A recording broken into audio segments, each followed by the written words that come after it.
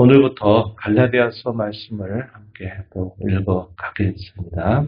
갈라디아서를 읽으면서 또 우리에게 주시는 교훈을 함께 듣게 될 텐데요.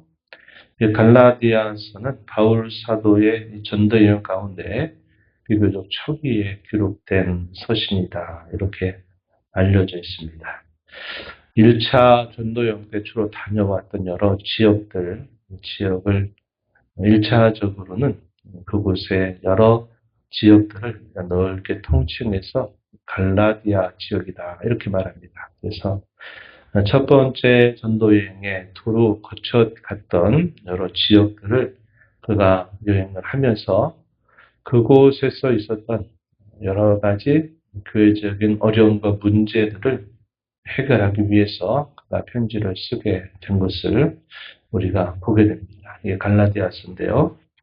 이 갈라디아서는 성경의 장르로 말할 때는 교리서신, 로마서와 함께 교리서신으로 분류합니다. 주님의 교회가 어떠한 신앙과 기초 위에 서게 되느냐 할 때 아주 핵심적인 내용들을 전달해 줍니다. 그래서 우리가 장르로 말할 때 그렇게 분류하고 있어요. 또 어떤 분들이 갈라디아서를 뭐라고 말하느냐. 자유의 대훈장이다. 이렇게 말합니다. 이 갈라디아서가 강조하고 있는 것이 그리스도께로부터 얻은 이 자유. 당시에 많은 유대인들이 율법의 멍에를 짊어지고 있으면서 구원의 도리를 잘 알지 못해 항상 그 멍에 아래 있는 그들에게 우리는 예수 그리스도로 말미암아 참된 자유를 얻게 된 자들이다 하는 내용들을 이 갈라디아서는 힘주어서 강조하고 있습니다. 서신서의 특징을 따라서 오늘 우리가 읽는 1장의 내용에 보게 되면 인사말, 우리가 읽은 1절로부터 5절까지 표현되어 있고요. 그리고 난 다음에 가장 먼저 꺼낸 화두가 뭐냐? 다른 복음이 없다라고 하는 사실입니다. 그 말은 바울 사도가 그들 가운데 행하면서 전했던 그 복음과는 다른 성격의 복음을 말하는 겁니다. 그러한 복음은 없다. 그 말은 그것은 결코 진리가 아니다. 그것은 결코 우리를 구원할 수 있는 그런 복음이 아니다 하는 사실을 다른 복음이 없다라는 말로 이제 전달을 하고자 하는 것입니다. 서론을 말하자마자 가장 먼저 이야기한 것, 가장 관심사에 해당되는 부분이 되겠죠. 그래서 다른 복음이 없다 하는 사실을 말하고 그러한 복음과 다른 사도가 그들 가운데 전했던 그 복음이 구원하는 복음이고 참된 진리인데 그러한 복음을 전하게 된 자신이 어떻게 해서 사도가 되었는가에 대한 그런 설명을 하는 내용이 11절로부터 마지막 절까지 이어집니다. 소위 사도적인 소명에 대한 사도의 이야기, 이것이 마지막 부분에 기록이 되고 있습니다. 내용들을 한번 살펴보도록 합니다. 먼저 이 편지를 보내는 이 발신자는 바울 사도죠. 1절 끝에 보면 사도된 바울은 이렇게 표현했습니다. 어떻게 사도가 됐느냐 했을 때 예수 그리스도와 하나님 아버지로 말미암아 사도가 됐다. 사람들에게서 난 것도 아니고 사람으로 말미암은 것이 아니다. 오직 예수 그리스도 그분을 죽은 자 가운데서 일으키신 하나님 아버지로 말미암아 자신이 사도가 되었다. 사도된 그 기원에 있어서는 근본적으로 우리 주 예수 그리스도 하늘 아버지로부터 주어진 일이다. 이렇게 표현을 했습니다. 그리고 수신하는 대상자들은 2절에 보니까 함께 있는 모든 형제와 더불어 갈라디아 여러 교회들에게, 갈라디아 지역에 있는 예수 그리스도를 주님으로 고백하는 여러 교회들에게 편지를 한다. 그래서 갈라디아 교회라고 이렇게 말할 때도 정확하게 말하면 하나의 교회를 말하는 것이 아니라 그 지역에 두루 퍼져서 예수 그리스도를 믿는 그 신앙 고백의 공동체들.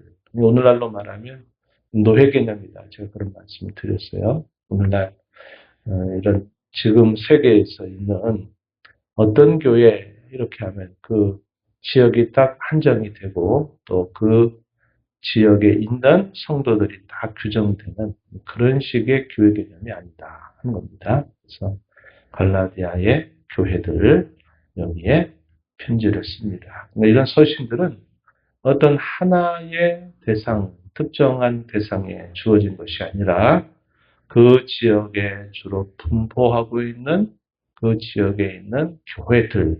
그래서 이걸 회람 서신이라고 합니다. 한 교회만 읽고 끝나는 게 아니라 예를 들어서 A라고 하는 지역에 예수 믿는 사람들이 사도가 전해준 편지를 읽고 그것으로 끝나는 게 아니라 그 말씀을 복사하겠죠. 베껴 쓰겠죠. 베껴 쓰기도 하고 하면서 또 그 옆에 있는 B 지역에 있는 교회들에게 또 이 편지를 또 전해서 또 읽게 하고 또 C 지역으로 D 지역으로 해서 그 지역 전체에 이 말씀을 읽게 합니다. 그래서 그런 과정에서 성경을 많이 필사하는 일이 있었을 것이다. 이렇게 우리가 또 추정해 봐요. 성경 필사본이 어마어마하게 많거든요. 왜냐하면 그것을 자신들이 보존하고 싶은데 자기만 이렇게 읽을 수 있는 것이 아니라 또 주위에 있는 다른 형제들에게도 이 편지를 전해줘야만 되니까 그 말씀을 계속 그들이 읽고 묵상하려면 계속 필사를 하는 작업이 있어야만 된다 하는 것이죠. 그리고 그들에게 은혜와 평강을 빌면서 마침내 가장 복음의 핵심적인 내용을 이 인사말에서 소개하는데 4절과 5절입니다. 4절, 5절 보면 그리스도께서 하나님 곧 우리 아버지의 뜻을 따라 이 악한 세대에서 우리를 건지시려고 우리 죄를 대속하기 위하여 자기 몸을 주셨다. 그리스도께서 이 땅에 오시게 된 그 계기, 하늘 아버지의 뜻이다. 또 이곳에서 오셔서 하신 일은 우리를 이 악한 세대에서 건져내시고 죄를 대속하시기 위해서 자신을 주신 일이다. 이렇게 표현했습니다. 5절은 영광이 그에게 세세토록 있을지어다 라고 말해서 그 예수 그리스도의 복음의 핵심적인 내용이 결국은 하나님께 영광으로 향한다. 하나님의 영광으로 향한다 하는 사실을 가르쳐주고 있는 겁니다. 이것이 복음이 갖는 그런 근본적인 특성이다 하는 사실들을 우리가 확인해 볼 수 있는 겁니다. 아주 주요한 구절에 해당이 돼요. 그러면서 인사말을 마치고 이제 그가 처음 꺼낸 이 화두가 다른 복음이 없다라고 하는 확실한 역설입니다. 강력하게 이 사실을 전달하는 것이죠. 이 편지를 기록하게 되는 직접적인 동기가 바로 이 다른 복음으로 교회를 흔들어 대는 그 일로 인해서 무엇이 구원의 복음인가, 진리의 복음인가 하는 것을 사도가 나타내기를 원했던 것입니다. 그래서 다른 복음이라고 하는 표현이 나타나요. 6절 말씀에 다른 복음을 다른 것을 내가 이상히 여긴다. 7절에서도 다른 복음은 없다. 이렇게 표현했습니다. 이 다른 복음의 핵심은 뭐냐? 그들이 받은 복음을 섞어버리는 겁니다. 그 복음의 변질을 꾀하고 있는 가르침을 말하고 있어요. 그 복음의 변질을 결국 꾀하는 일들은 사도와 그의 일행들이 다니면서 전한 그 복음에 있어서 항상 뒤따라 다녔던 이 대적자들의 논리였습니다. 복음 자체를 부정하는 것이 아니라 그 복음에다가 다른 것들을 섞어서 가르치는 겁니다. 그래서 그런 것들을 두고 다른 복음이다 이렇게 말했고 이 복음과 근본적으로 다른 참된 복음에 대해서 뭐라고 표현했느냐. 7절 끝에 보면 그리스도의 복음이다 이런 말을 사용했어요. 그리스도의 복음 이렇게 사용했고 또 8절 가서 보면 우리가 너희에게 전한 복음 이렇게 말합니다. 그리고 9절 가면 너희가 받은 것 이렇게 표현했어요. 11절에서도 말하기를 내가 전한 복음이다 이렇게 표현합니다. 그래서 이 그리스도의 복음, 참 복음이라고 하는 것은 우리가 너희에게 전한 것이고 너희가 우리로부터 받은 것이고 이렇게 말하는 겁니다. 그 복음에 그 어떤 것도 더하거나 뺄 수 없다는 사실을 말해주고 있는 거죠. 그런데 사람의 본성상 이런 일들이 있다는 거죠. 6절에 보면요. 뭐라고 말하냐면 그리스도의 은혜로 너희를 부르신 이를 이같이 속히 떠나라는 말을 사용했습니다. 속히 떠났다 이 말은 자신들이 전하고 난 다음에 그곳에 뒤따라온 거짓 교사들이 한 말을 귀가 솔깃해서 순식간에 그것을 받아들인다 하는 것을 표현하는 말입니다. 이 말의 어원으로 따라서 가면은 어원으로 들어가면 구약 성경 어떤 배경과 연결되냐면 모세가 시내산의 율법을 받으러 꼭대기에 올라가 있는 동안에 40여 일이 지나갈 즈음 산 밑에 있었던 아론과 이스라엘 자손들이 무슨 일을 했습니까? 모세가 언제 내려올지 모르겠다 한 것에 대한 이 불안과 두려움들 그리고 그들을 과연 누가 돌보느냐 했을 때 그들의 눈앞에 아무것도 보이지 않는 그 인로 인해서 이스라엘 자손들이 뭘 하느냐. 자신들의 애굽에서 나올 때 가지고 왔던 금을 모아가지고 그 금을 녹여서 그 금으로 송아지 형상의 상을 만들어요. 그리고 그 상을 뭐라고 그러냐면 애굽에서 우리를 인도하여 내신 하나님이라고 우리가 생각하자 이렇게 말한 겁니다. 그리고 그 신상 앞에서 그들이 제사 드리고 축제를 벌이는 일이 있게 된 겁니다. 근데 그때 때마침 모세가 하나님께로부터 이제 기록된 십계명의 말씀을 들고 이제 무리가 있는 곳에 가까이 내려올 즈음에 그런 일이 벌어진 겁니다. 그래서 모세가 어떻게 하죠? 그 받았던 돌배를 그들이 있는 곳으로 던져버리면서 진노하는 그런 모습이 나타납니다. 그래서 그러한 사건이 바로 이 말씀의 이 표현과 연결된다는 건 속히 떠났다라는 말입니다.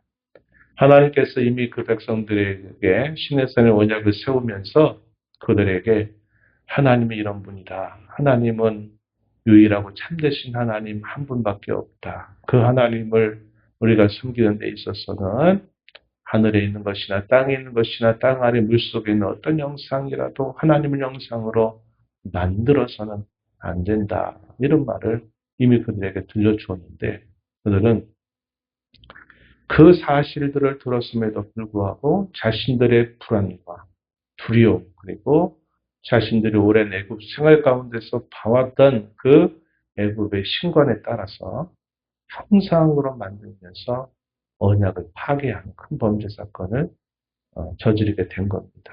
바로 그러한 배경을 따라서 여기서도 속히 떠났다라고 하는 표현이 바로 그걸 말하는 거예요. 이 사람의 본성은 항상 이러한 관성이 있다. 이렇게 우리가 생각할 수 있는 겁니다. 항상 자기의 뜻과 자기의 생각에 잘 맞아 들어가는 그러한 것들을 아주 빠르게 흡수한 것이고 그것이 아닌 다른 것들에 대해서는 오랫동안 그것을 가르치고 하려고 해도 잘 그것을 받아들이지도 못하는 성격을 가지고 있다는 겁니다. 그래서 그들에게 이 갈라디아서를 기록해서 결코 다른 복음을 따라서는 안 된다. 그 복음에는 결코 구원의 능력이 있을 수 없다는 사실을 강조하고 있는 겁니다. 결국은 그렇죠. 그 모세 시대 때도 우리가 그 신을 뭐라고 부르느냐면 애굽 신이 아니라 애굽에서 우리를 건져내신 하나님이라고 우리가 분명히 말했다. 그 하나님이 우리 눈에 보이지도 않고 우리를 인도했던 모세가 보이지도 않아서 우리가 그 형상으로 만들고 우리 인도하신 그 하나님을 그렇게 우리가 생각하고 하자고 한 것인데 뭘 이렇게 말할 수 있어요. 그죠? 근데 그것은 그러지 않다는 겁니다. 복음은 복음인데 이 복음에다가 다른 것들을 섞는 거죠. 그 섞는 게 뭡니까? 율법의 행위를 우리는 따라야만 된다. 할례를 받아야만 된다라고 하는 이것을 섞어가지고 이 복음이 진짜 복음이다라고 퍼뜨리기 시작했던 것이었어요. 사도가 이 전한 복음을 이렇게 힘주어 말하면서 할 때는 과연 이 바울 사도가 전한 것이 어떤 권위를 따라서 그렇게 하느냐 할 때 그 권위의 원천에 대해서 소개할 수밖에 없었고 대적자들은 바울 사도가 전한 그 복음이 왜 부족하다. 여기에 뭔가 더 추가되어야 된다라고 말할 수 있느냐 할 때는 바울 사도의 그 사도성. 그가 한 말이 어떻게 진리가 되냐. 그가 어떤 사람인지 모르냐 해서 이 바울 사도가 갖는 그 사도적인 권위를 흔들어 댈 수밖에 없었습니다. 그러니까 바울 사도는 자신이 사도가 된 것이 결코 사람에게서 배운 것도 아니고 사람의 뜻으로 된 것도 아니고 사람으로 말미암은 것도 아니라 그것은 오직 예수 그리스도의 계시로 된 일이다. 내 의지와 내가 가지고 있는 모든 배경으로부터 난 것이 아니라 전적으로 복음의 주인공 되신 예수 그리스도로 말미암아 내가 사도가 됐다. 11절, 12절에서 그것을 말합니다. 하나님의 절대적인 뜻에 따라서 또 그가 전한 그 복음이 자기가 만들거나 공부해서 전한 것이 아니라 하나님께서 구원의 계시로 받은 말씀을 전한 것이다. 그것은 유일할 수밖에 없는 것이다 하는 사실을 강조합니다.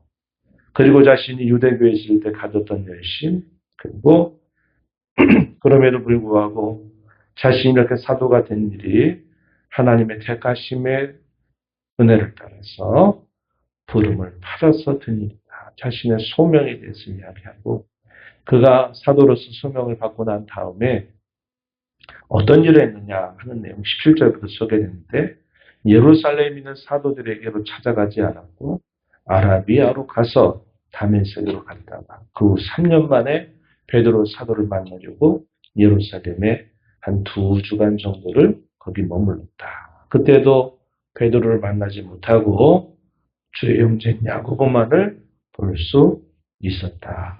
그리고 수리아와 길리기아 지방에 이르렀다. 이렇게 말합니다. 그러면서 처음에 자신을 알아보지 못한 사람들이 많이 있었지만 자신을 알아본 사람, 유대교회 가장 열심히 했던 사람이 복음의 수호자가 된 것을 통해서 그것으로 인해서 그들이 하나님께 영광을 돌리는 일이 있었다. 이것이 이제 1장의 마지막에 제시되고 있는 것입니다. 그 시대뿐만 아니라 오늘 우리가 살고 있는 시대, 모든 시대에 있어서 교회 대적자의 본질은 뭐냐? 하나님의 말씀을 섞어요. 혼잡하게 하는 겁니다. 그래서 진리를 희석시키면서 그것을 빼앗아 버리는 것이 모든 교회 대적자들의 본질이다 하는 겁니다. 지성적인 공격을 하죠. 잘못됐다, 틀렸다. 그건 뭔가 부족하다. 그래서 지성적으로 공격하고 또 어떤 면으로 할까요? 우리가 머리로는 올바로 알고 있어도 우리가 말하고 행하는 것이 그 복음의 진리 안에서 말하고 행치 못하도록 하는 겁니다. 마치 그런 거죠. 삶이라고 한 답안지 안에 공부했다고 했는데 답지에다가 자기가 공부했다는 것을 써내려가지 못하게 하는 거죠. 그게 뭐냐면 머리로는 알고 있는데 결국 말하는 거나 행동하는 거는 전혀 딴판으로 행하게 만드는 것도 역시 대적자들이 교회를 흔들고 복음을 빼앗는 그러한 일이 된다 하는 것입니다. 다른 복음의 핵심 뭘까요? 자기 자랑입니다. 자기의 공로와 의의를 세워요. 그리고 자기 영광을 추구합니다. 제가 아까 말씀드렸듯이 1장 4절과 5절의 그 복음의 본질은 결국 하나님께 영광을 돌릴 수밖에 없다 하는 것인데 이 다른 복음은 결국 자기 영광, 자기 삶, 자기 의의를 드러내는 그런 결말로 나아가게 된다 하는 겁니다. 오늘도 그리스도 안에서 우리에게 베푸신 이 복음의 풍성한 은혜를 우리가 알 뿐만 아니라 우리의 말과 행실을 통해서 잘 행하여 이 복음에 합당한 삶을 삶으로 주께 영광을 돌리는 저와 여러분이 되기를 바랍니다.